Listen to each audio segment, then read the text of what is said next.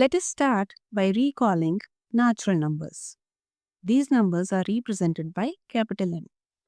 These are 1, 2, 3, 4, 5, 6 and so on. Then we have whole numbers represented by capital W. Whole numbers are 0, 1, 2, 3, 4 and so on. Then we have integers which are represented by capital Z. Integers have both positive and negative numbers including 0 as well. So we have 0, 1, 2, 3, 4, 5, 6 and so on, negative 1, negative 2, negative 3, negative 4 and so on. Now if you notice over here, we can say that all natural numbers are whole numbers, right? But all whole numbers are not natural numbers because 0 is not a natural number. Also, all whole numbers are integers, right? Once again, the vice versa, that is all integers are whole numbers, is not true. Then we have another set of numbers which is rational numbers represented by capital Q. These are the numbers which can be represented in the form of P by Q, where P and Q are integers and Q is not equal to 0. For example, 3 by 4, negative 7 by 9, negative 2 by 1, 0 by 1. So any number which has a numerator and a denominator, where the denominator is not 0, and both the numerator and the denominator can be positive or negative. That is, the numerator and denominator are integers. Such numbers are called rational numbers. Now, if we notice one thing, let us look at a natural number, 5. This can be represented as 5 by 1 or 10 by 2 or 15 by 3. So we see that we can represent any natural number in P by Q form. We can also express the whole number 0 in P by Q form, 0 by 1, 0 by 2 and so on. Then we can also express integers in P by Q form. For example, we can write negative 3 as negative 3 by 1 or negative 6 by 2. So all of the above P by Q forms are rational numbers. So we conclude that all natural numbers, all whole numbers and all integers are rational numbers. Now, if I ask you, every rational number is an integer. Can you just pause the video, think about it for a while and tell that whether this statement is true or not? Every rational number is an integer. Well, this is not true because we can have 2 by 3. It's a rational number. It is not an integer, right? But yes, all integers are rational numbers. Then we have negative 7 is a rational number. Yes, because we can represent negative 7 as negative 7 by 1. This is an integer. All integers are rational numbers. Then every whole number is an integer. Whole numbers are 0, 1, 2, 3, 4, so on. And yes, they are all integers. So this statement is also true.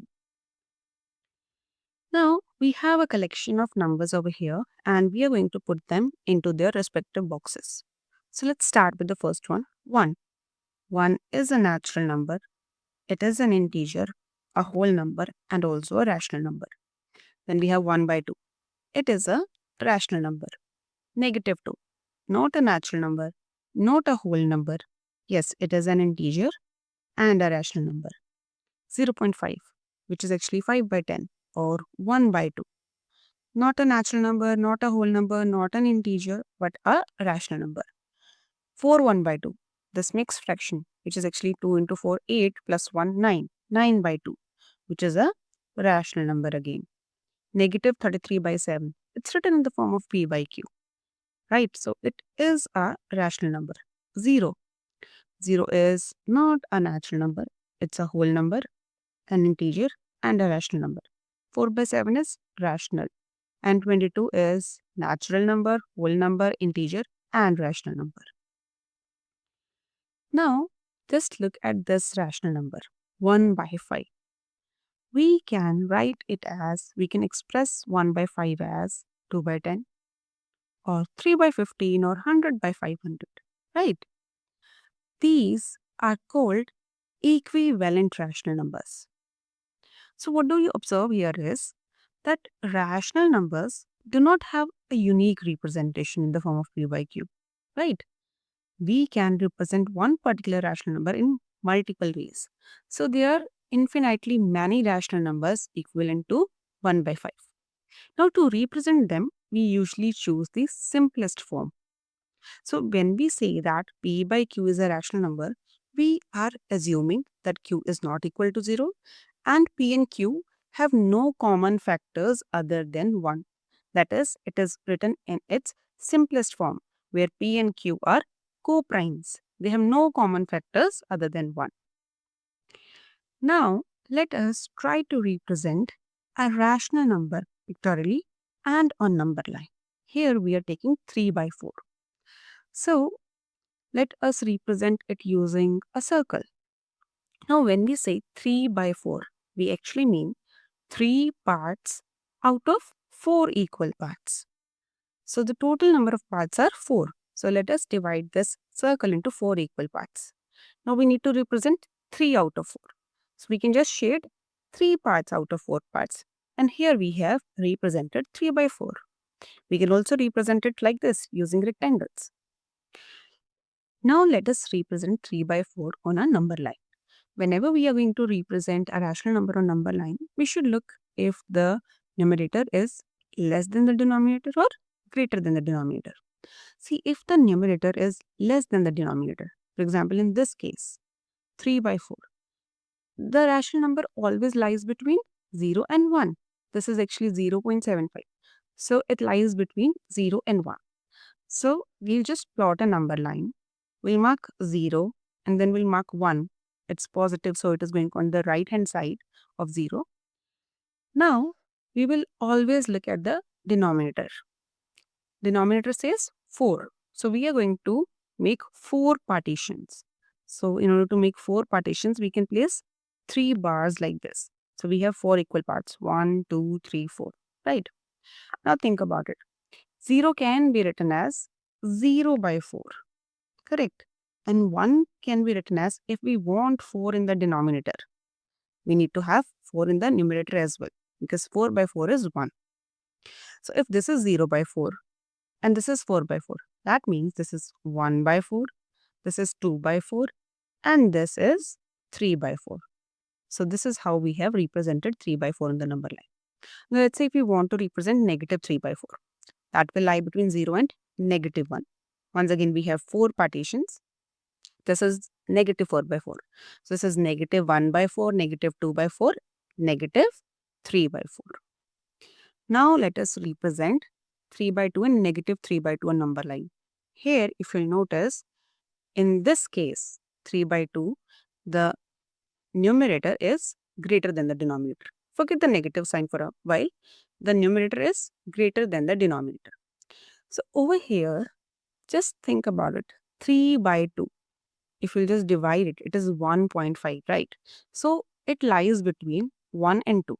We have to see that the rational number lies between which integers, right? So now since this lies between 1 and 2, and this will lie between negative 1 and negative 2, right? So let's do one thing. Let's have a number line and plot some integers 0, 1, 2, negative 1, negative 2. Now, once again, another step is same. The next step is same. We have to look at the denominator, just 2. Now, we know it lies between 1 and 2. So, the denominator is 2. We need to make only 2 partitions. So, we'll place 1 bar. We have 2 partitions. Now, 1 can be written as 2 by 2. And 2 can be written as 4 by 2. If this is 2 by 2, that means this is 3 by 2. So, this is how we have represented it. Similarly, over here, we'll have 2 partitions. If this is negative 2 by 2 and this is negative 4 by 2. Negative 2 by 2, negative 3 by 2. And this is how we have represented 3 by 2 and negative 3 by 2 on number line. Now, if you'll notice over here, you'll see that between any 2 rational numbers, you can have infinite rational numbers. But how do we find them? There are some methods. Let us look at one of them using this example. We need to find 2 rational numbers between 5 and 6 by mean method. Now, the mean of any 2 integers a and b is a plus b divided by 2. And this mean always lies between a and b. So let's calculate the mean of 5 and 6. 5 plus 6 divided by 2, that is 11 by 2, which is actually 5.5. So we know that it lies between 5 and 6. So we have got one rational number which lies between 5 and 6.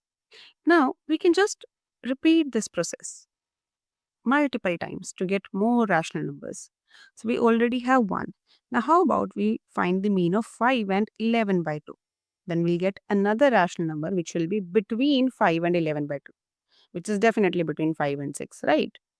So let's find the mean of 5 and 11 by 2. This is going to be 10 plus 11 divided by 2 divided by 2, which is this, and it is 21 by 4. So 21 by 4 lies between 5 and 11 by 2. Thus, what do we see over here? We got two rational numbers between 5 and 6, which are 21 by 4 and 11 by 2.